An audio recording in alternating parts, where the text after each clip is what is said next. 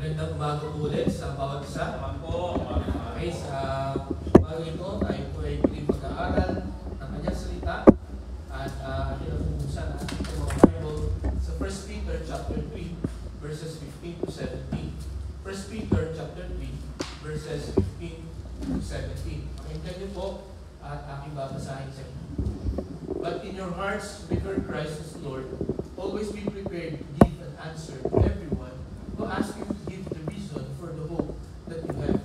But do this with gentleness and respect, keeping a clear conscience, so that those who speak maliciously against your good behavior in Christ may be ashamed of their slander. For it is better, if it is God's will, to suffer for doing good than for doing evil. Pagpalain mo ng Panginoon, pagkabasa ng kanyang salita, tayo ipanalangin. Panginoon, salamat po sapagkat bukas na ang inyong salita sa aming kalagitnaan. Salamat sa inyong walang sawa na pagtuturo sa amin. Kahit na minsan, Panginoon, o madalas ay nakakaligtaan namin ito o hindi namin ito napapahalagahan. Nawa, Panginoon, sa patuloy na amin pong pag-aaral nito ay makita namin ang kahalagahan nito sa buhay namin at kung anong mabuting, anong benefits ang makukuha namin, lalo na kung hindi lang namin ito papakinggan, kundi ito ay gagawin namin sa aming buhay. Samahan po kami sa aming pag-aaral, ito aming dalangin sa pangalan ng Jesus. Amen. Marahil narinig nyo na ang kwentong ito. Itong tungkol sa isang asno or donkey na nahulog sa isang balon. No? Meron pong isang magsasaka na may alagang donkey or asno na nahulog sa balon. At itong donkey na ito ay medyo matanda na. So hindi maintindihan ng farmer, no, paano niya bubuhatin, no? Paano niya iaahon itong asno ito, no? Hindi rin sapat ang lakas nitong farmer na ito. Kaya ang naisip niya, sabi niya, total matanda na naman itong asno ito, tabunan na lang, no? Kumbaga, imagine, tabunan na lang ng buhay pa. Kaya ang ginawa ng farmer nito, nagtawag siya ng mga kapitbahay. No? Sabi ng sa mga kapitbahay, magdala kayo ng mga pala at ating tatabunan na itong aming alagang asno sapagkat matanda na rin naman siya. No? Huwag na natin siyang iahon. No? So, ang ginawa nila, sila ay nagpala ng mga lupa para tabunan itong asno ito. Sigaw na sigaw itong asno ito, iyak na iyak sapagkat siyempre buhay ka pa, ililibing ka na. Pero itong asno ito, mga isang oras lang daw naggangalgal. Then after that, bigla siyang tumahimik. Nagtaka itong mga tao, no? At itong farmer. Pero tuloy pa rin ang kanilang paglalagay ng buhangin, ng lupa, ng mga dumi doon sa balon. Maya-maya, no? After siguro mga 3 hours, nakalat paglalagay ng mga dumi, nagtaka sila bakit tahimik yung asno. Pagtingin nila doon sa balon, nakatalo na yung asno doon sa balon. No? Mula doon sa balon. No? Nakaalpas na siya. So, nung tinignan nila kung bakit gano'n na nangyari, ang ginawa pala ng asno, habang tinatabunan siya, sinishake niya yung mga lupa, no? Pinapagpag niya yung mga lupa at tinatapakan niya, no? So kada hagis ng mga lupa, inaalog niya yung kanyang katawan at pinapagpag niya hanggang sa pataas ng pataas yung lupa. At yun nga, dahil sa kagaganon niya, no, nakaahon siya dun sa balon. Yung iniisip ng mga tao na maling paraan, ay naging magandang paraan o tamang paraan para sa asno ito, para makalaya siya, makaalpas siya o makaahon siya. Ano po makikita ninyong lesson niyo? Ha? May nakikita ba kayong Huwag daw mahulog sa balon. Sumayaw daw siya. Shake it off. Shake it off. Tingin kayo sa inyong nilalakaran. Okay. So, marami tayong makikita lessons doon. Lalo na sa mga practical lessons, lalo sa buhay natin. No? Marami mga tao ang nagtatapos sa atin ng mga masasamang mga salita. No? Marami tayong mga fake news na ibinabato sa atin. Di ba, na-experience nyo na ba yun? Napagbintangan kayo, no? Napag-isipan kayo na ganito kayo. No? Pero dapat daw natin gawin pagka binabato ka ng ganon ng mga tao. Katulad din naman ng asno, shake it off. No? Ipagpag mo lang, tapos yapakan mo. Kumbaga, huwag mong hayaan na matabunan ka. Huwag mong hayaan na masakal ka. No? Ng ganong paninira. Di ba? Apakan mo siya. Gawin mo siyang stepping stone. Kung ano man ang tingin ng mga tao sa iyo, no? Kung sabi man sa iyo ng mga tao na hindi mo yan kaya, no? Hindi mo yan magagawa, gawin mo daw stepping stone. So yun po ilan sa mga makikita natin. Pero alam nyo, nakita ko po na bagong lesson from this story is about effectivity. No? Ano ba tagal sa effectivity? Mabisa. Yan. Pagiging mabisa. Paano maging mabisa? Ang makikita natin dito na-realize natin na mabisa pala na paraan para makaahon ang isang bagay na hindi mo maiahon ay tambakan mo ng lupa. Nakuha nyo? Yun pala yung mabisang paraan doon. Hindi yung hihilahin mong ganyan. Kasi mahihirapan ka. Okay? At makita rin po natin dito, no, na mabisa pala paraan para yung mga lupa na tinatapon sa atin, ang mabisang paraan pala para hindi tayo madumihan, hindi tayo matabunan, yun nga, you shake it off. No? At tapakan mo. Okay? So kung may mga kabigatan tayo ngayon kung umaga, no? Kung may mga parang hindi tayo malampasan ng mga pagsubok, yun po ang ating pong gawin. Ipadalangin sa Panginoon na maipagpag natin ito at tapakan po natin. Huwag nating hayaan na ito ang magpabagal o magpatigil sa atin, lalo na sa ating pong paglaro. Mga kapatid, we want to be effective. Di po ba? Sa lahat ng bagay. Last week, sa akin po as a father, sa pag-celebrate ng Father's Day last week, ang lagi kong naiisip, basta sineselebrate ang Father's Day, simula nung naging tatay ako, ang iniisip ko ay, how can I be an effective father? Ano kaya ako mas magiging mahusay pa, mabisa pa, mas maayos pa, mas maigi pa, no, na tatay. No, sapagkat, kung aminin man natin at hindi, talagang marami tayong pangkulang bilang tatay. Kahit tayo po ay mga mananampalataya, maraming mga bagay na hindi pa rin tayo nasusunod. Kaya ang desire, ang longing ng ating po mga puso ay how can I be effective? Diba? At sa marami pong bagay, sa trabaho, di ba yun din ang desire ng inyong mga puso? Paano pa ako mas magiging magaling? No? Ganun din sa ating pag-aaral. Paano tataas ang aking grade? Sa ating family din, paano ako mas magiging maayos na anak? Naisip niyo ba yun?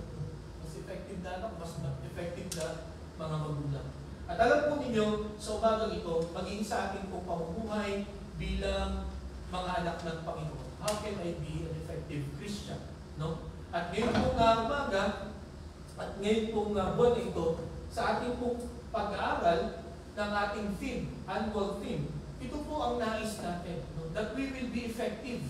No? Kaya nga pinag-aralan natin yung first Sunday, no? The power of togetherness. Paano tayo magiging effective na kasama? No? Kasapit. Okay? Paano ako magiging effective? Kaya natin pinag-aaralan na kung tayo ay lagi magsasama-sama, mayroong lakas, may kapangyarihan na mabubuo sa atin. Paano tayo mas magiging effective sa ating paghihintay? Di ba?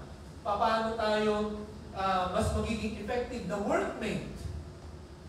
Diba? Nakakainis pagka ang trabaho mo ay laging asa sa'yo.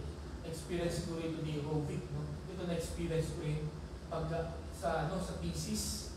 Diba? Pagka yung mga group mates mo, sa'yo lang umaasa. Tapos yung mga group mates mo, pa-relax lang. Ano? Katulad ng panahon namin, nung nag-aral po ako ng computer programming, so meron kaming thesis, ako lang lahat ang gumawa. Kasi sila, wala silang naiintindihan. Kasi puro gala lang ginawa nila. Kaya nung exam, ay ako lang ang mataas ng grade. Pero yun nga po, ang makikita natin, paano ba tayo magiging effective sa ating paglilingkod sa Panginoon? Paano tayo magiging effective bilang churchmate, no? Bilang servant ng Panginoon? At ngayong umaga, ang guys ko po na pag-aralan natin kung paano tayo magiging effective ay an effective soul winner. Paano ba tayo magiging effective na soul winner? Diba? Sapagkat yan po ang ating pangatlo na pag-aaralan, winning souls. Sapagkat yan po ang utos sa atin ng Panginoon, yan po ang gusto na mangyari sa atin ng Panginoon. No? Na tayo po ay manghikayat ng mga kaluluwa. No? Manghikayat na itong mga kaluluwa ito, katulad natin, ay isuko din nila yung buhay nila sa ating pong Panginoon. At marami po sa atin, ako po'y naniniwala, na kaya hindi makapagbahagi, no? Kaya natin natatakot, nahihiya, no? Na magbahagi is iniisip natin, baka hindi ako effective. Di po ba?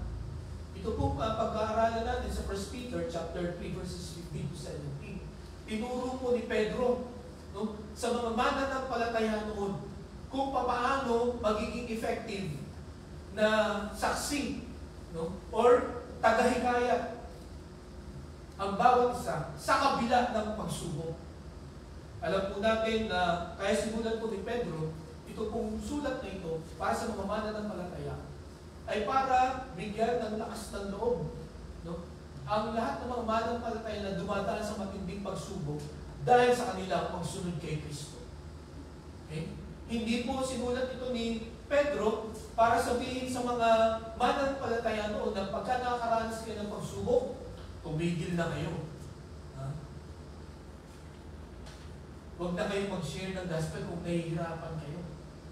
Hindi po yun ang sinabi niya. No? Hindi niya rin po sinabi na you deny Christ. No, katulad ng ginawa. Hindi. No? Kundi sabi niya, magpatuloy tayo, no? Magtiyaga tayo, no, sa ating pong paglingkod. At ngayong umaga mga kapatid, hindi ko po alam kung ano ng mga persecutions ang inyong na-experience dahil sumusunod ka kay Kristo. No? Pero one thing is sure, no? Ito po ang gusto kong sabihin sa atin, wala pa naka-experience ng experience ng mga mananampalataya noon, no? Dahil sa pagsunod nila kay Kristo. Pero sa kabila noon mga kapatid, sa kabila na sila ipapatayin, no? Sa kanilang pagsunod sa Panginoon, yun pa rin ang kanilang desisyon. No? Yun pa rin ang naging buhay nila to follow Christ. No? Nasabi nga ni Apostol Pablo, no, sa Philippians chapter 1 verse 21, nalala nyo ano yun? For to me, to live is Christ, and to die is me. No? Kumbaga sa mga adik sa basketball is life. No? Pero kay Pablo, Christ is life. No? Ang buhay ko ay si Kristo. Kumbaga, lahat ng kanyang sasabihin, lahat ng kanyang gagawin, it should be according to the will of the Lord. Yun po ba ang ating buhay ngayon? No? Yun po ba ang takbo ng buhay natin ngayon?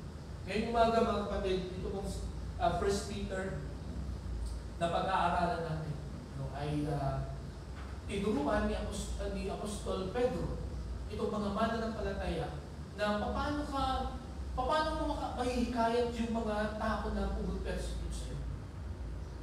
How can can you win them to Christ? At mga kapatid, kung ito ay naging effective sa kanila, na ang tindi ng persecution, 100% sinisigurado ko sa inyo na magiging effective dito sa atin. Na walang humahabol sa atin. No? Walang umuusig sa atin. Ang pinakamatindi lang siguro na ating na persecution na maririnig natin ay pagtatawanan lang tayo. No? Or iiwasan lang nila tayo. Pero yung papatayin, wala. Di po ba? Pero mga kapatid, ang utos nga sa atin ng Panginoon is we need to share the gospel. So how can we be an effective soul winner? No? Paano po tayo magiging mabisa na tagahikaya? Meron po tayong makikita dito sa 1 Peter chapter 3 verses 15 to 17. Pansinin niyo yung salitang the hope. Okay? But in your hearts, revere Christ as Lord. Always be prepared to give an answer to everyone who asks you to give the reason for the hope. So, pansinin niyo po yung salitang yan, pag-asa. Alam niyo po, sa panahon natin ngayon, kahit saan kayo luminga, no? Kahit saan kayo tumingin, kahit saan anong panuorin at basahin, nakakalungkot, nakapagbigay ng pangamba. No? Sa Monday o Tuesday, alam niyo ba kung magiging magkano na ang gas? Magiging 5 piso na. Imagine that. Eh ngayon, actually diesel yun, ano? Yung 480, no, yung gas, yung unleaded ay magiging lang 3 something, 380. So, napakataas na. Ang ibig sabihin kasi na pag tumaas ang mga gasolina, no, tataas ang pamasahe, tataas ang bilihin, no? Pero hindi tataas ang sweldo. Di ba?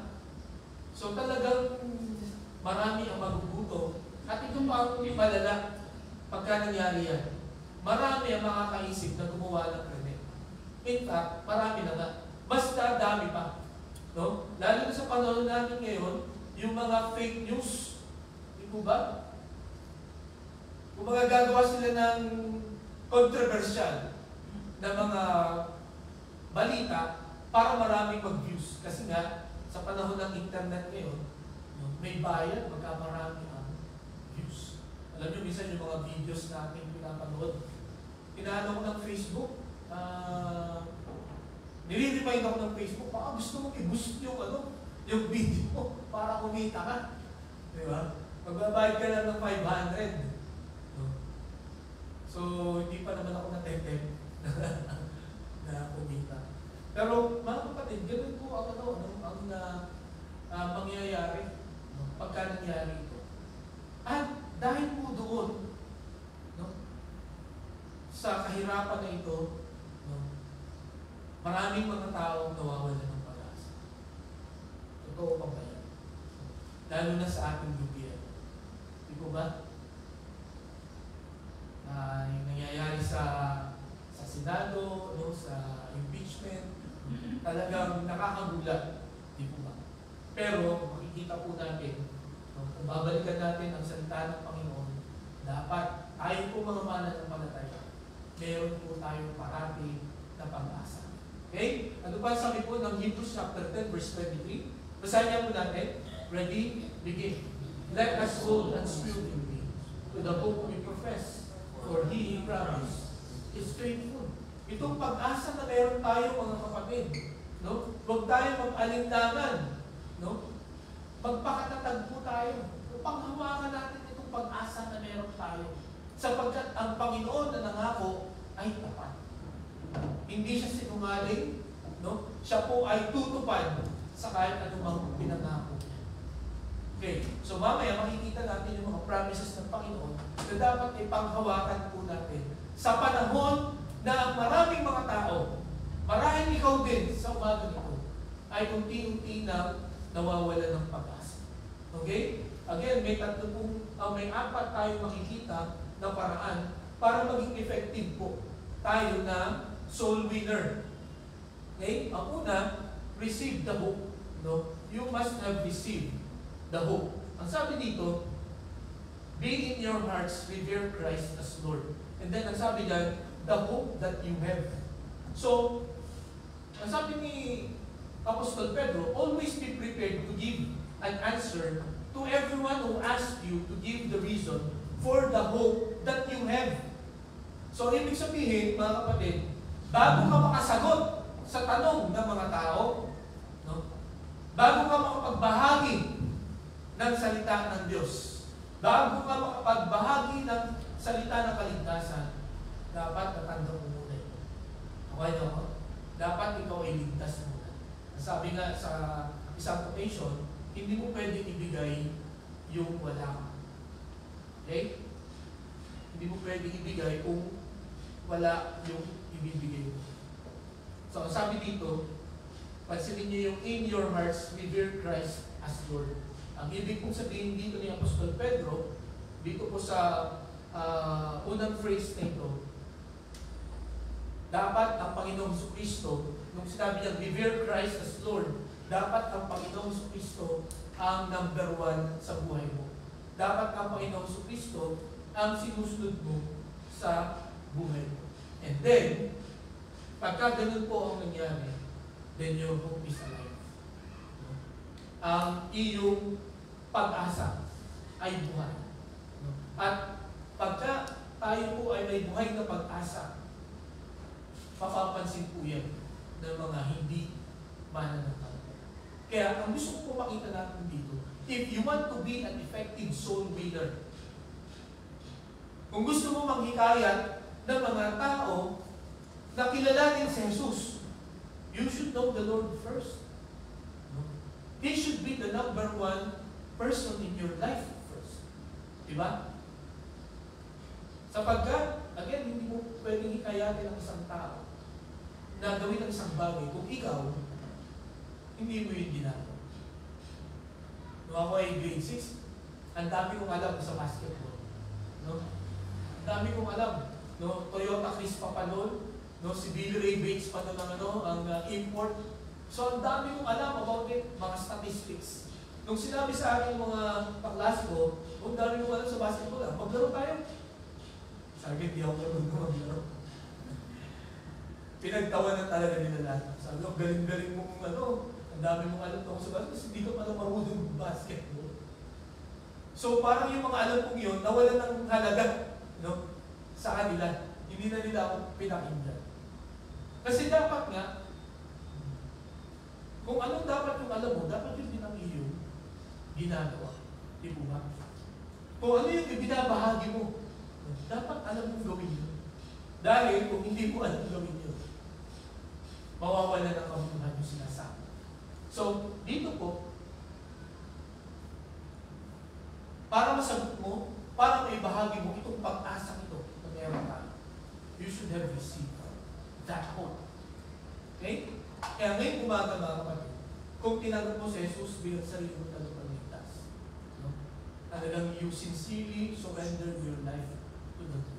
You have that hope. At meron kang kakayahan to share it to others. Okay? You can be an effective soul winner because you have that hope. Okay? Ang sabi po dito sa Jeremiah chapter 29 verse 11, basahin na po natin, ready? For I know that the plans I have for you, declares the Lord, plans to prosper you and to not harm you, plans to give you hope and a future. Pinangahawakan na natin na ang Panginoon may magandang plano sa bawat isa. Na ang Panginoon, no, ang plano niya is to prosper us, not to harm us, plans to give us hope and a future. Siguro, kung walang masyado tayong malalaking mga problema, masarap panghawakan to. Di ba? Pero pagka bawa, namatayan ka ng mahal sa buhay, or palaki na ng palaki ang utang mo, gipit na gipit ka, tapos mababasa mo to. Ang hirap pa no? Parang, totoo ba ito? No? Ito ba talaga ang plano sa akin ng Panginoon? Lalo na, pag nag-desisyon ka na sumunod sa Panginoon, tapos biglang ang nangyari. maraming mga pagsubok ang kinaharap. Di ba hirap ang hawakan mo? Pero alam niyo po ba, sabi nga ng isang occasion, masusubukan mo ang tatag, ang effectivity ng isang tao sa pamamagitan ng pagsubok. Di ba? Masusubukan mo ang tibay ng isang bahay pagka may lindol. Di ba? Pagka may bagyo. Masusubukan mo ang bago mong natutunan sa school o kaya sa trabaho pag may exam. Okay? Ang lakas ng isang sasakyan ay masusubukan mo pag kinargahan mo itong mga mabibigat. Pag pinadaan mo ito sa mga lubak-lubak. Ganun din po, masusubukan yung effectivity ng ating pong pananampalataya, mga kapatid. Sa pagdaan po ng mga pagsubok, tayo po ay nakahawak pa rin. Dito po sa talatang ito, sa plano ng Panginoon. Alam niyo po ba, you will be an effective soul winner. Kung yung sinasabi mo, pinapaniwalaan. Nakarinig na ba kayo ng isang tao na yun, nagsasabi sa inyo, nagsisales talk sa inyo, pero hindi siya naniniwala sa kanyang produkto. Diba? Nung ako po ay nasa San Pablo pa, in-invite po ako na maging panel, no? Para sa defense ng mga computer science na mga estudyante. No? So meron silang program na ginawa at isa ako, sabi ko nga, bakit kinuha niyo ako? Eh ang background ko lang naman sa computer ay computer programming. No? Eh basta, pastor ka sabi sa akin yun. Okay, sige. So sabi ko, ano kaya ang gagawin ko? Eh mas magagaling pa itong mga to pagdating sa program. So paano ko kaya kung sila matutulungan na i-defend yung kanilang program? Alam niyo, kung una ko naisip, at ako muna nagtanong agad. Hindi pa sila nagsisimula, sabi ko may tanong ako sa'yo. So kinabahan talaga sila. Sabi ko, gaano kayo confident dyan sa program na magiging effective? Nakayin sila, wala mo nakasama ko. Kabalo siya. Sabi ko, ako, kung hindi kayo confident dyan sa trabaho niyo, hindi yan magiging effective. Kailangan balikan niyo. So, yun ang naisip ko na. Kasi, yun nga, kung alam na alam mo yung ibabahagi mo, dapat confident ka. Kailangan mapaniwala mo yung isang tao na yung iyong ibinibenta sa kanya o pinapakita sa kanya, pinapaniwala. Sa ating pong mga Kristiyano, sa ating pong mga followers ng Panginoon sa Kristo, kung tayo po ay tatanungin about our faith, mga kapatid, about the hope that we have, how confident, how believable, how beneficial. Di ba nga, kapani-paniwala kaya yung ating sasabihin. Or ang marirealize na fake news ka naman yun. Kaya mga kapatid, ngayon kung umaga, pinanghahawakan nyo ba talaga ito? May plano ang Diyos. Sunod, dito sa John 10:10, the thief does not come except to steal and to kill and to destroy. I have come that they may have life and that they may have it more abundantly. Yan po ang dahilan kung bakit pumunta ang Panginoong Jesucristo dito. No? Yan ang sabi ng Panginoon. No? Pumunta ako dito, no? Para magkaroon kayo ng buhay at ma-experience nyo yung kasaganaan nito. Nangahawakan mo na natin. Or meron kayong ganitong sinasabi. I hope so. Sana. Di ba? Alam niyo, pagka ganun ang ating attitude sa ating pong pagbabahagi, sana, totoo yan. Hindi yan kapani-paniwala. May nakausap po ako sa aming Zoom meeting ng iba kong mga friends. Ang sabi nung isang taga-Japan na nakausap namin, Alam nyo, pag nag-share kayo dito sa Japan, lalo na sa mga Japanese, alam nila pag hindi kayo sincere. Alam nila pagka iba ang motive mo. Lalo na pag i-share mo ay gospel. Sabi ko talaga, paano mo nalaman yun? Paano mo nalaman yun? Maraming beses na ang dahilan kung bakit siya nag-share ng gospel ay hindi dahil sa para maligtas siya, kundi para may ma-report lang itong tao na nag-share ako ng gospel. Or para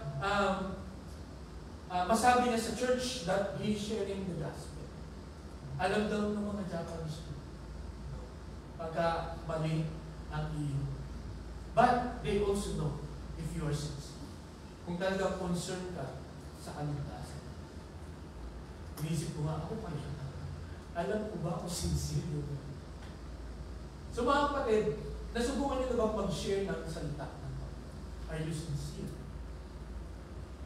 Totoo ba talaga na pinanghahawakan niyo itong mga pangako? Okay? Siguro, alam natin itong talatang ito. No? Whoever believes in Him shall not perish but have eternal life. Pag isinira niyo ito, mga kapatid, sa mga hindi mananampalataya, kaya niyo bang ipagmalaki na sinampalataya ko sa Jesus? Kaya ngayon, meron ako buhay na walang hanggan. Diba? Are you convinced? Are you really convinced? Or, as much as possible, iiwasan natin itong mga tao. Kasi hindi talaga tayo. Sigurado. Kapatid, if you want to be an effective soul winner,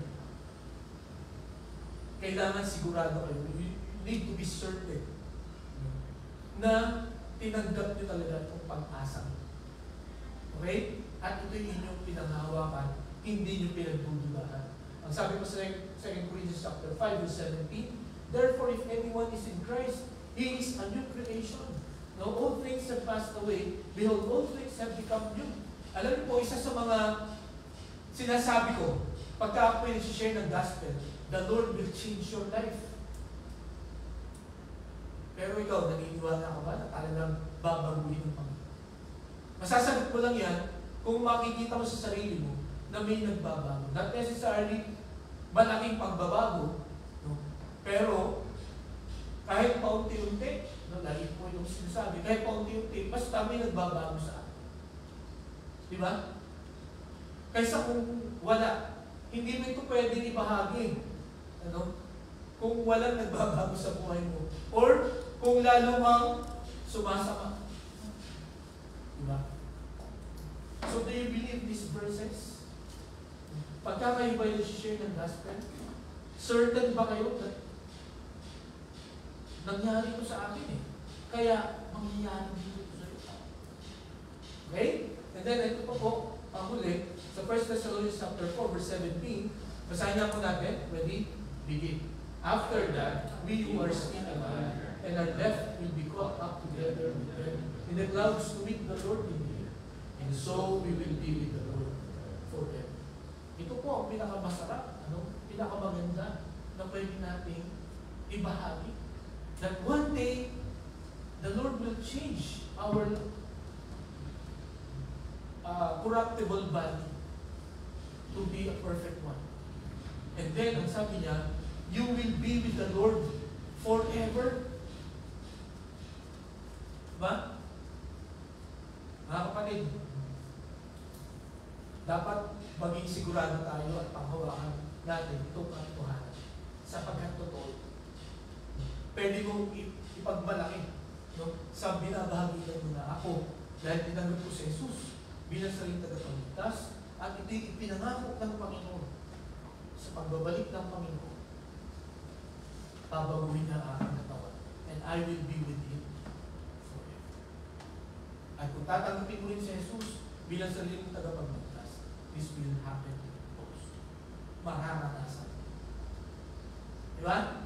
Pero kung ang pag-share mo ay, siguro, or baka, hindi ako sure, pagka ganun ang ating pagbabahagi, hindi talaga tayo pang matulad. Kasi crucial po ito, mga kapatid. Pagka hindi mo ito bahagi ng nakumbinsado ka, ang effect po nito ay hindi lang panghabang buhay, pang walang hanggan. Ito ba? Pagka mali ang iyong naibahagi, magsasuffer yung pinasineran mo, hindi lamang in this life, kundi hanggang sa wala. Kaya ang namin pong challenge, hindi po pag-aral pa tayo ng marami. Hindi po yun ang challenge ko ngayong umaga, kundi panindigan natin, panghawakan natin ito. Sapagkat totoo ito, mga kapatid. Dahil sinabi ito ng Panginoon, hindi ito sinabi ni Pastor Ileno kung sino mong pastor. Hindi ito po ay sinabi ng Panginoon Jesus. At lahat ng sinabi ng Panginoon, katulad niya sabi doon sa Hebrews chapter 10 verse 20, panghawakan natin ang pag-asa because the one who promised is faithful. Okay? So, una, para maging effective po tayo mga kapatid, no, na soul winner, we should have received that book. Okay? Yung talagang, you sincerely accepted the Lord Jesus. Hindi yung napilitan ka lang, no, hindi yung nakigaya ka lang, hindi yung nahihiya ka lang kaya hindi.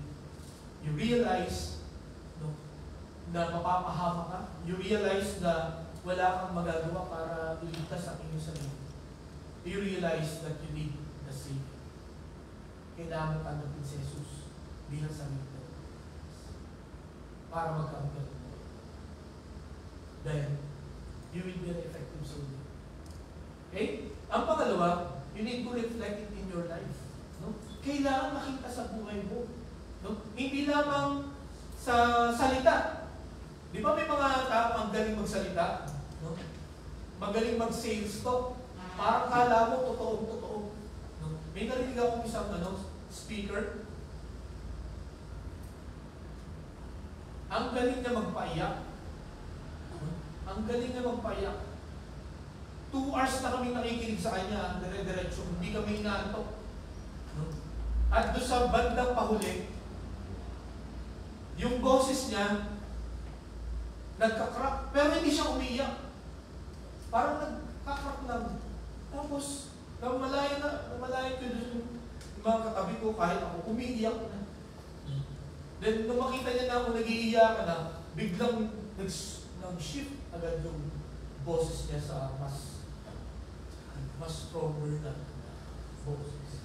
Sabi ko, galing nung ng speaker na yun May, yung tawag na may gift of preaching. Na kaya nang paiyakin or kaya nang i-reach yung emotions ng mga tao through His voice. Pero mga kapatid, kung hindi ito nakikita sa buhay, kahit ang galing mo magsalita, kung ang pinapamuhay mo ay aliwas sa iyong sinasabi, ay hindi rin ito magiging kapanipan. You will not be an effective soul winner. Okay? Dapat, una, na-receive mo yung pag-asa nito. Pangalawa, dapat pinapamuhay. Dapat yung sinasabi mo ay tama sa buhay na ginagawa mo. Mga kapatid, ngayong umaga, ang sabi dito, but in your hearts revere Christ as Lord. Always be prepared to give an answer to everyone who asks you to give the reason for the hope that you have. Mga kapatid, kung ipapamuhay mo kasi itong pag-asa ito, they will see the difference. Kakaiba itong tao. And the reason why they will ask you, because they see the difference. No? May nagtanong na ba sa inyo? Bakit iba ka na ngayon? Bakit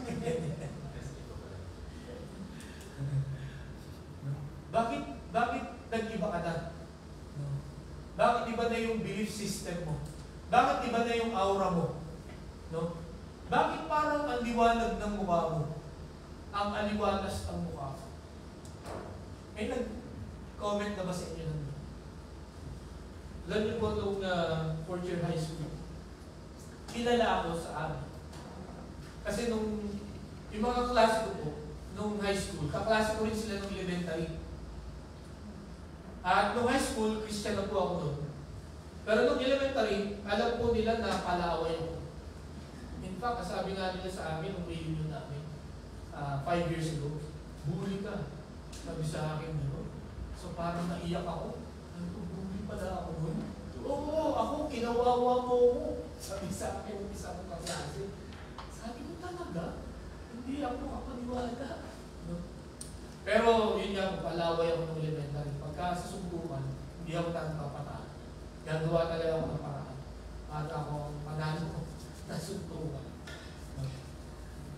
Pero nung high school na ako, nung 4th year high school, merong sumuntok sa akin. Kasi masyado kami madagdag, sumuntok sa akin. Tapos wala akong ginawa. Ewan ko kung dahil hindi ko nararamdaman or sabi sa akin ng mga klase ko, "Aba, nagbago ka na ha?" Sabi ko, bakit? Kasi dati, meron lang manukso sa'yo. Ano na, away na, gulo na. Pero ngayon, tinamaan ka naman yun. Parang hindi mo pinansin. Parang humahaba na yata ang pasensya. So, naano ko doon na napaisip ako, bakit nga ba? No? Kahit sa bahay namin, yung mga pamangkin ko, yung mga pinsan ko, alam nila na nabubuli na ako. No? Lagi ko silang hinihilang yung mga tenga nila, sinasagot ko na yung mga ganun. Pero, nung time na yun, sinabi nung kaklase, humahaba ng pasensya. Sabi ko ba? Parang binabago na yata ako ng Panginoon. At hanggang ngayon, I know God is still changing. No? Inaayos pa rin niya ang buhay ko. Marami pang mga rough edges sa aking buhay. Kaya mga kapatid, ngayon kung umaga, may nagtatanong ba sa inyo, bakit iba ang iyong perspective sa mga ganyan? Bakit iba na ugali mo ngayon? Diba? So, mga kapatid, itong talatang ito, ang dapat po na isabuhay ng isang mananampalataya. Okay? Basahin niya po natin sa Romans chapter 12, verse 12 to 14. Ready? Begin. Be joyful in hope, patient in affliction, faithful in prayer. Share with the Lord's people who are in need. Practice hospitality. Bless those who persecute you. Bless and do not curse. Okay? So ito yung ilan lang. No, marami po ito. Pero makikita po natin, ito pagka na-practice nyo, maninibago talaga yung maninibago talaga yung mga kaibigan ninyo. No? Ano itong last 14, bless those who persecute you. Bless and do not curse.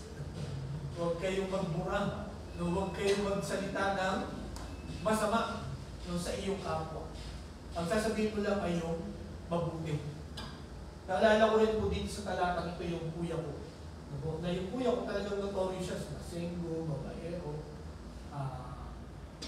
Kaya mag-inom ng 3 days. Tapos after that, magbubundo pa, non-stop yun. Pero nung pumunta nga siya sa abroad, at nakarinig siya ng gospel, ay nakakilala siya. Pagbalik niya dito, yung dati niyang barkada, no, sa bahay namin, nagkatabi sila, miss na miss nila yung isa't isa. Biglang sinabi niya na, magpe-pray ako sa pagkain. Ako magpe-pray sa pagkain. Sabi ng kuya. So nag-pray siya, na talagang makabagbag ng dami yung kanyang pagpe-pray. Pagmulat niya, pag-amen namin, sabi nung kaibigan niya, Brad, buntit na akong masunog doon ah. Huh?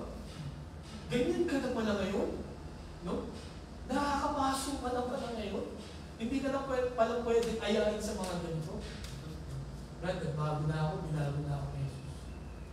Diba? So, ano yun? Talagang maninibago sila pag isinabuhay mo yung pag-asa na meron ka. Okay? So, isa pa po, sabi dito sa Colossians chapter 4, verses 5 and 6. Basahin nga po natin ulit. Ready? Begin.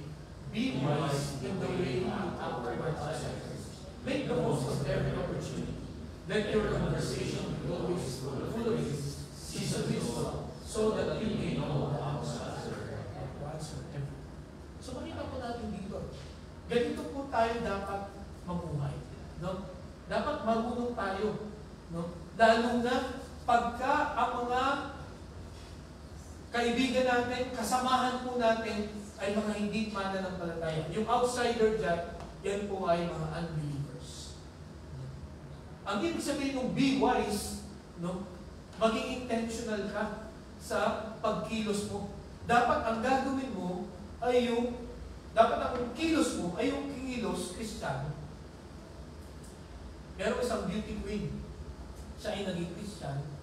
At pagkatapos nung pageant, no, siya ay pumasok ulit sa school, nag-aral siya ulit. After 2 years, nalaman nung mga klase niya na Christian siya. Ang sabi nung kaklase niya, Christian ka pala. Alam niyo, nalungkot yung beauty queen sa sinabi ng mga kaklase. Kasi ang ibig sabihin, for 2 years, hindi nila nakita na siya pala ay Christian. Hindi siya namuhay, no? Marahil yung kanyang mga sinasabi, no, ay hindi makakristyan. Kaya nung malaman nila na siya pala ay umattend dito, no? Nung malaman nila na tinanggap niya si Jesus bilang sa tagapagligtas, nagulat sila. Mga kapatid, yung mga kasamahan kaya natin sa trabaho, sa school, sa bahay, ay magugulat pagka sinabi natin, Christian ako. Talaga, Christian ka pala. Diba? Kaysa yung Christian yan, kaya yan din. Nag-aaral yan ng Bible. Sumusunod yan sa Panginoon. Kaya ganyan niya magsalita. Kaya ganyan niya mag-isip. No? Kaya ganyan niya kumilos. Dahil Christian. Di po ba? Mga kapatid, panalangin natin sa Panginoon. Alam ko na tayo lahat, we're still struggling. Diba?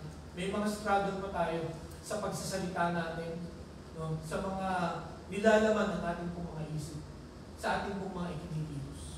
At kung i-video siguro, lahat ng ating mga kilos, kung titingnan yung mga CCTV, diba?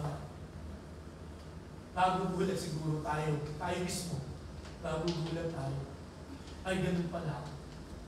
Kaya mga kapatid, nawa maalala po natin itong mga talatang ito. Itong advice po ni Apostol Pablo sa mga Colossian believers. Be wise in the way you act toward outsiders. You make the most of every opportunity. Let your conversation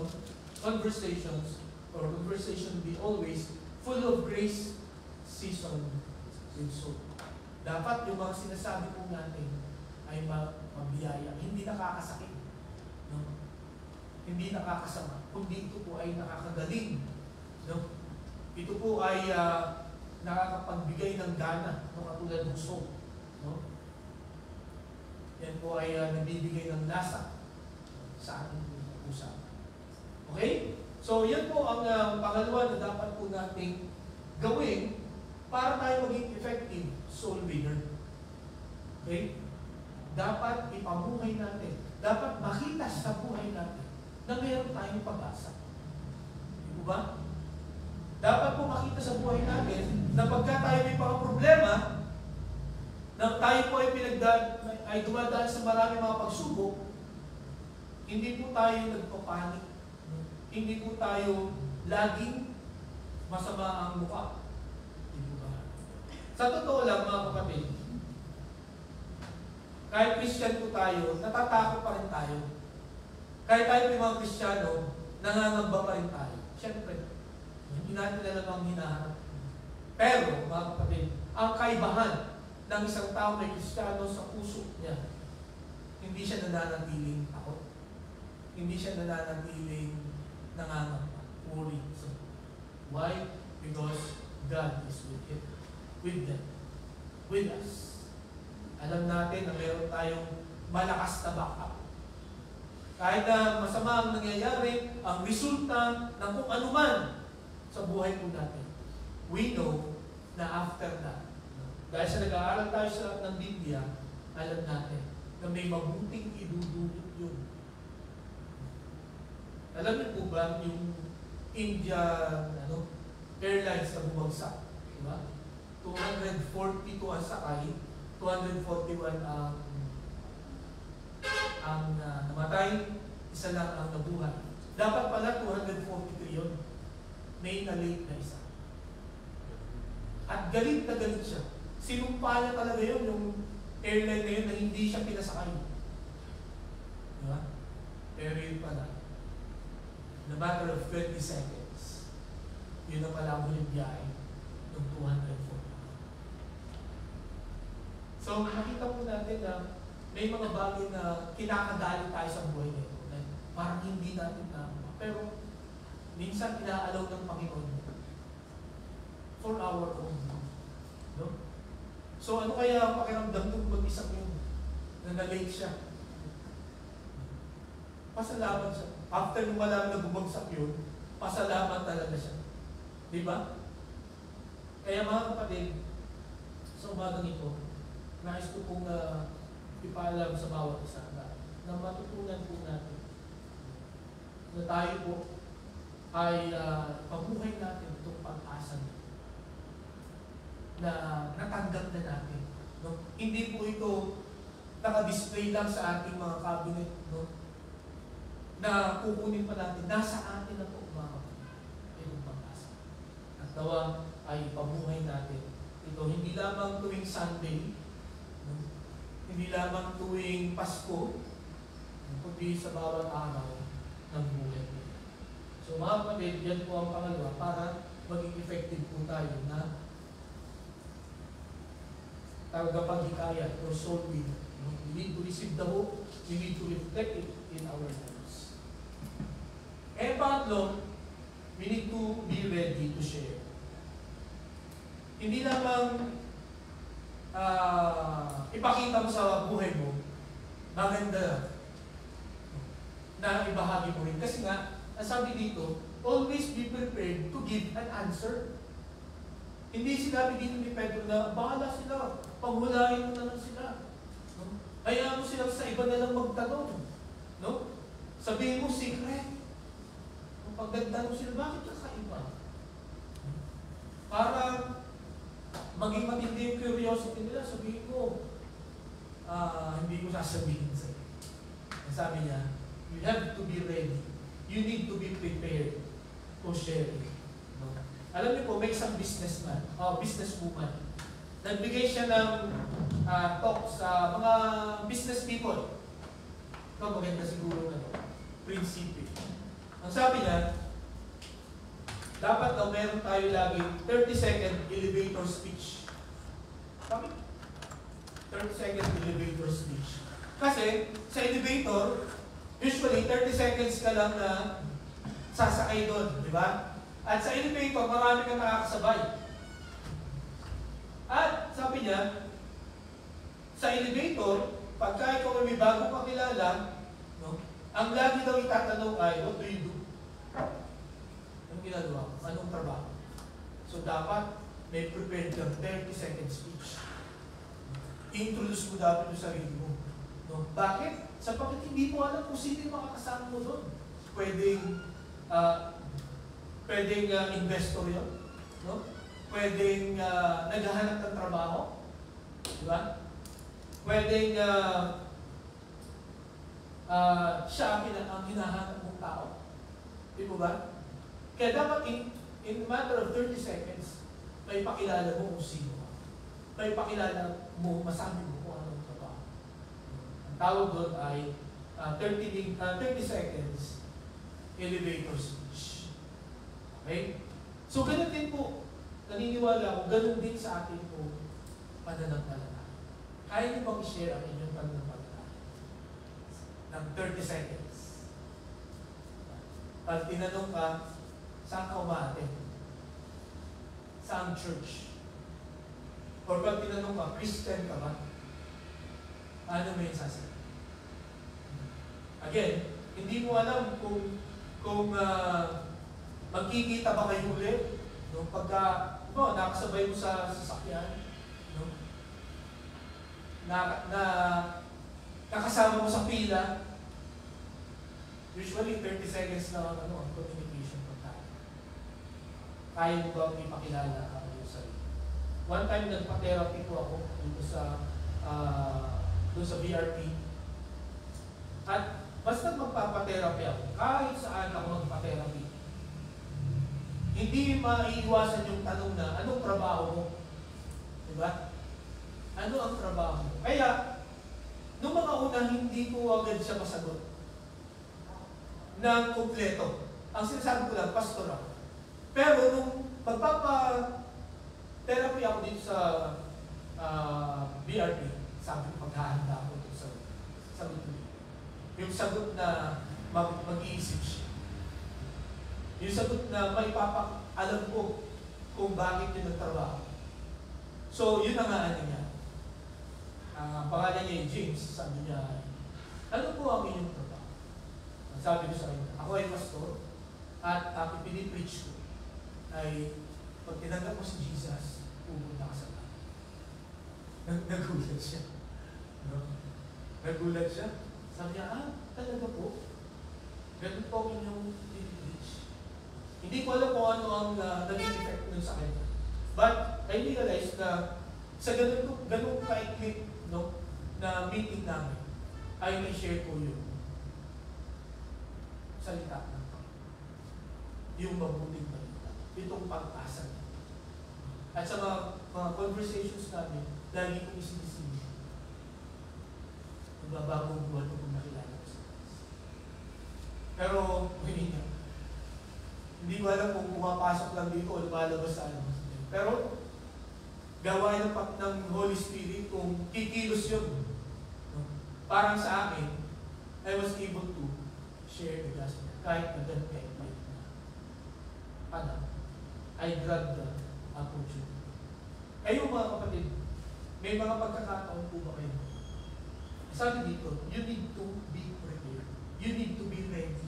Kaya dapat meron tayong one-liner o kaya one sentence to tell who we are. Pagka tinanong ka na bakit iba na ang buhay mo? Diba? Bakit ganyan ang ang pananaw mo?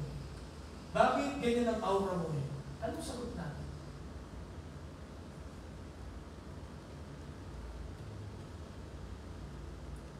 Yun po ay mga pagkakataon. Yun po ay mga opportunities na binubukas ng Panginoon to share the gospel.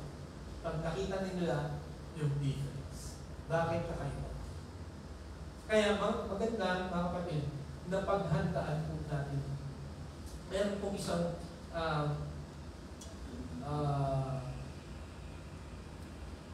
isang lalaki na kakanta siya. Bakit pinilit siya ng kanyang parents na mag-aral ng first aid, yung CPR. So galit na galit siya, ayaw niya nung napag-aralan yun kasi parang nadidibri siya. Pagka yung mouth-to-mouth resuscitation, nadidibri siya. Pero dahil sa sumunod siya sa nanay niya, ginawa niya. So one time, nasa restaurant siya, kumakain, may inatake doon sa kabilang table. At nagtatawag kung sino marunong mag-CPR. At mamamatay siya. So nung walang sumasagot, parang, teka, pinag-aralan ko to pinagkita ako, so nag-volunteer siya. Ako, marunong ako mag-CPR. So nag-CPR siya, na-save yung pala. And then na-realize na, kaya pala ako naghanda dahil sa mga ganung pagkakataon. Kung siya kaya ay walis na lang or hindi siya prepared, namatay siguro yun. Nakakapalik ngayong umaga, handa ka ba na mag-share ng gospel? Kung sakaling may lumapit siya at nagsabi, wala na akong pag-asa sa buhay. Susuko na ako. Ano sasabihin? At alam po ninyo mga kapatid, kahit nakangiti ang maraming mga tao, I realized na, yun nga, deep in their hearts, behind those clothes, behind this mind, ay umiiyak at sumisigaw, please help me. Please help me. Diba? Kaya mga kapatid, sana itong tinanggap natin pag-asa, ipakita natin. No? Ipamuhay natin. Tapos pag nagtanong sa sila, dapat paghandaan natin mga kapatid kung paano natin ibabahagi ang salita ng Panginoon.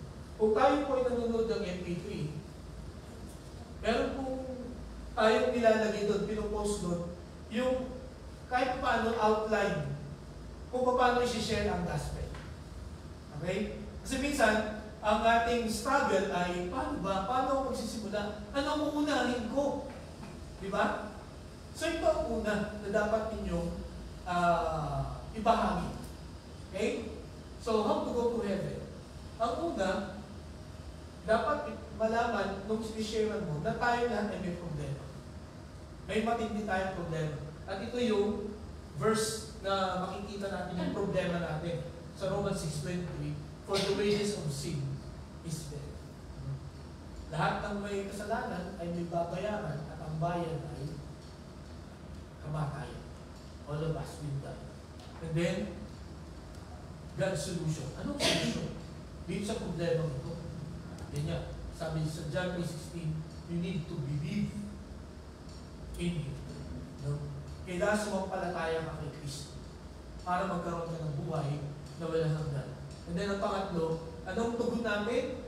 Sabi niya, believe in the Lord Jesus Christ and you will be saved. So, dito, you can lead her or him sa prayer. No? Prayer of acceptance. Okay?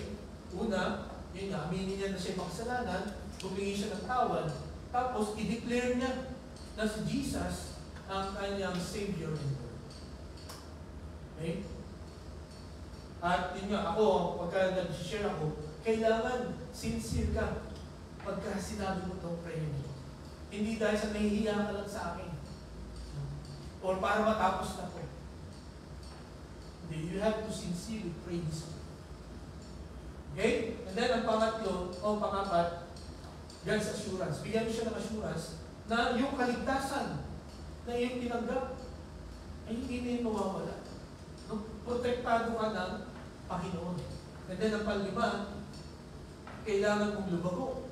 No? Kailangan mong maging matibay sa iyong pananampalataya. Okay? So, alam niyo, may i-share niyo ito in 5 minutes. No? Or siguro maximum na lang 10 hanggang 15 minutes. Ito ba? I'm sure at marami na kayong alam, ano, or yung ating card, no, di ba? Nagkaroon tayo ng simulation, 3.5 minutes lang. May share mo na yung Word of God. Again, ang point dito is, we need to be ready. Dapat may handa ka lagi. Hindi yung, ay, teka, nalimutan ko yung nalimutan ko yung card, or kaya hindi ito ang lugar para makapag-share. No, no. Tandaan po ninyo, ang Panginoon ay nagbubukas lagi ng pinto. Opportunities to share the gospel. Kaya dapat maging sensitive po tayo. Sapagkat pwede na yung ating pong na-sharean or pwede na yung ating nakausap ay hindi na natin makita. Diba? Or pwede na mabalitaan na lang natin na ganun ang nangyari. O may nangyari na masama. Kaya, ang gusto ko po na matutunan natin ngayon na bago, let us be prepared. Let us be ready. Okay? Para pag kami na kailangan, alam mo din natin. Ito po ang pattern ng dapat natin po i-share. Okay? Pero hindi ko naman sinasabi na ito yung obsolete, no? Or absolute. No? Ito yung absolute na pattern. No? Pero kung gusto niya lang ng pattern, ito po ang pwede natin i-share. Okay po? So, yan po ang pangatlo na makikita natin. No? We need to ready to share. Pang-huli at pang-apat, we need to have the right behavior. No? Right behavior. Tamang pag-uugali. Sabi yan, but do this with gentleness and respect. Mga kapatid, ito, wag na wag po tayong makikipag-debate. Okay? Sa ating pong pag-share ng salita ng Panginoon, wag po tayong makipag-debate. Bakit po? Una, baka mas magaling siya kaysa sa iyo. Nangyari ka. No? Pangalawa, wala daw nananalo sa debate. Magkakasamaan na kayo na doon. Pero paano pastor pag dinidebate ako? Ganito po ang aking ginagawa. No? Sasabihin ko sa kanya, I respect your belief. I respect your belief. But this is my belief. Ngayon, kung tatanggapin mo o hindi yung aking paniniwala, it's up to you. Tapos yun. Share ko yung belief ko, then, tapos na usapan. Diba? Pero yung, may mga tao kasing ganun eh, na, anong sabi sa Romans 16:16. Yung mga ganun, hindi related doon sa pinag-uusapan. Naka-experience na po ako niyan, no? Mas bata pa sa akin, no? Nagsishare ako ng gospel, bigla siya, ang layo niya, sinigawan niya ako.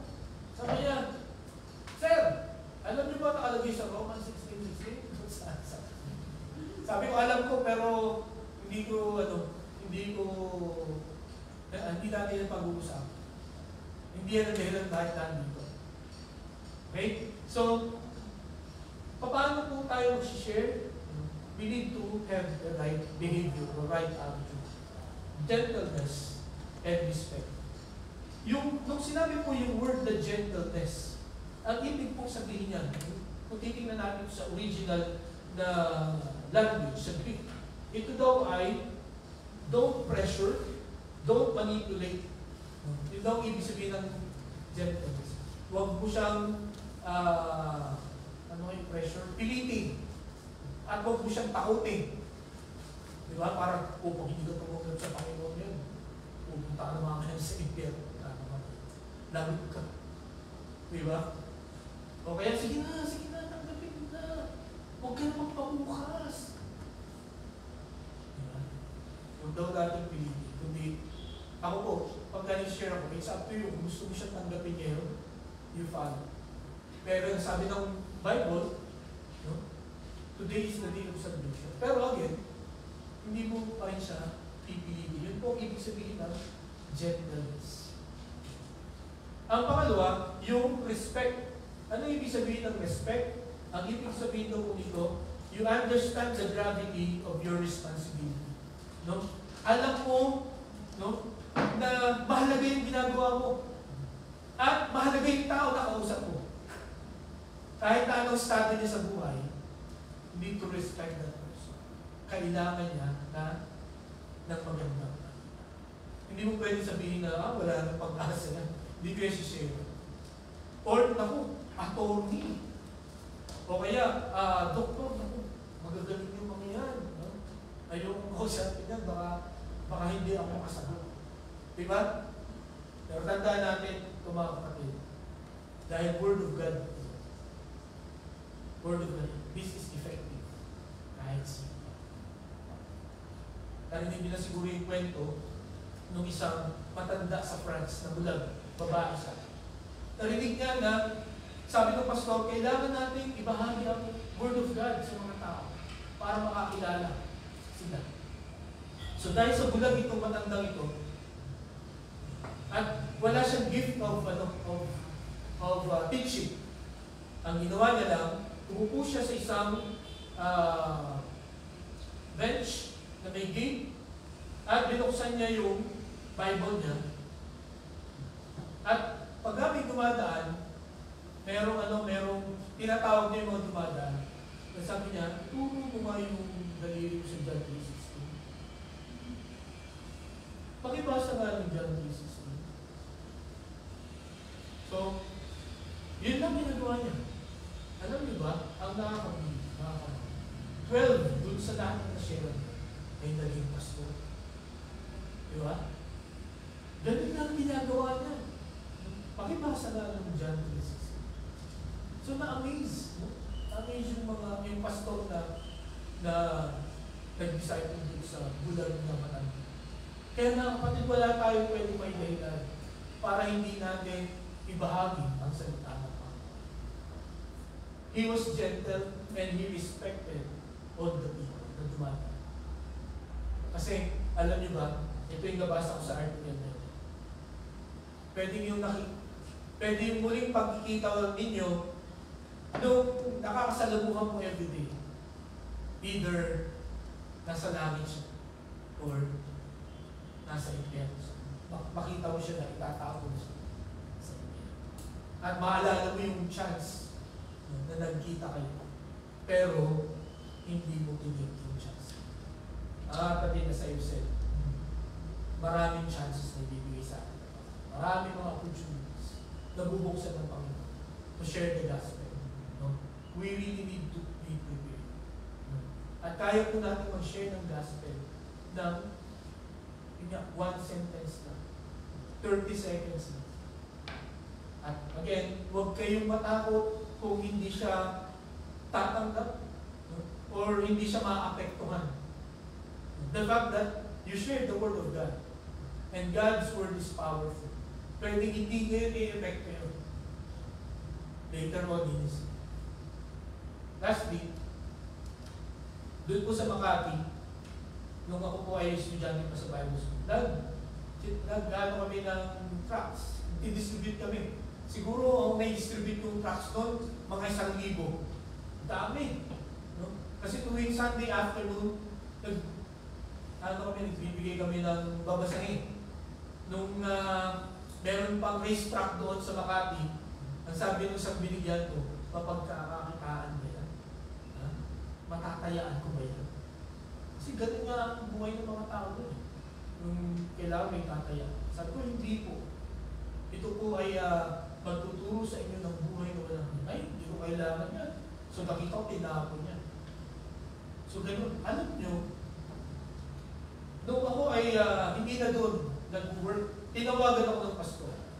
Sabi niya, may dalawang dumating dito na lalaki at nagpapabible studies. Ako, bakit? Sabi ko, mabuti naman. O, bakit kailangan mo pa sabihin sa akin? Sabi ko, alam mo ba, na kaya daw sila pumunta doon dahil binasa nila yung tracts na ibigay natin. So hindi ko alam kung sino sa amin ang nagbigay. Pero one thing is sure, may epekto yung binibigay. Hindi siya nawala ng kabunuan. Diba? At tumanggap sa Panginoon yung dalawa at BDS.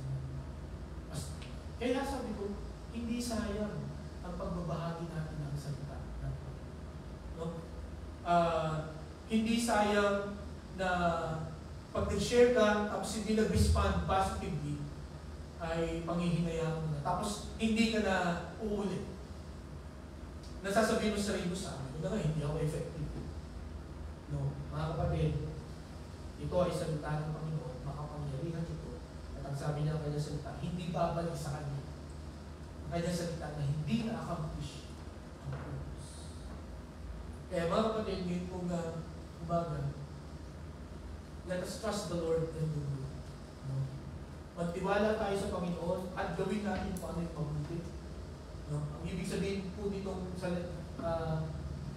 salitang ito natin kung binasa, you do your part, no? And trust the Lord for the result. Bahala na ang Panginoon. Kasi sigurado, no, magkakaroon po ng resulta yun. So, paano tayo magiging effective soul winner? At nung apat na paraan po, we need to receive the hope, we need to reflect it in our lives, we need to be ready to share, and we need to have a right behavior. So we need to do this with gentleness and respect. Mga kapatid, malapit nang dumating ang Panginoon. Nagawa na ba natin yung pinapagawa? Na sa atin? Isa sa pinapagawa is to win souls. Tayo po ay maghikaya na maraming makakilala sa Panginoon. This week, mga kapatid, let us pray that we will have a 30-second elevator speech. Ano yung sasabihin natin? Ibahagi natin ang mabuting balita sa mga tao. Tayo pinanalangin. Panginoon, salamat po sapagkat ang salita mo ay may Panginoon ay parati kaming pinapaalalahanan. Madalas na namin narinig ito.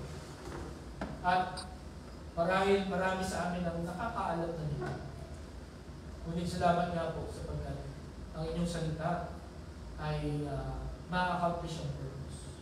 Lagi dito uulit-ulitin ang mga bagay na dapat namin gawin at mga bagay na nalilimutan namin na gawin bilang mga anak. Panginoon, salamat sapagkat piligtas po kami. Salamat po sapagkat naranasan namin at meron kaming pag-asa na pinagkaloob. Tulungan mo kami ipamuhay ito. Tulungan mo kami na handang ibahagi ito na may tamang pangulugan, tamang attitude, tamang behavior. Para po, Panginoon, ma-realize ng mga taong aming pong pagbabahagi ito na kailangan din ang Panginoon Jesus. Tulungan mo kami na sama-sama na ibahagi ito sapagkat ito po ang pinakamagandang storya na pwedeng marinig at matanggap ng lahat ng mga tao. Aming dalangin sa pangalan ni Jesus. Amen.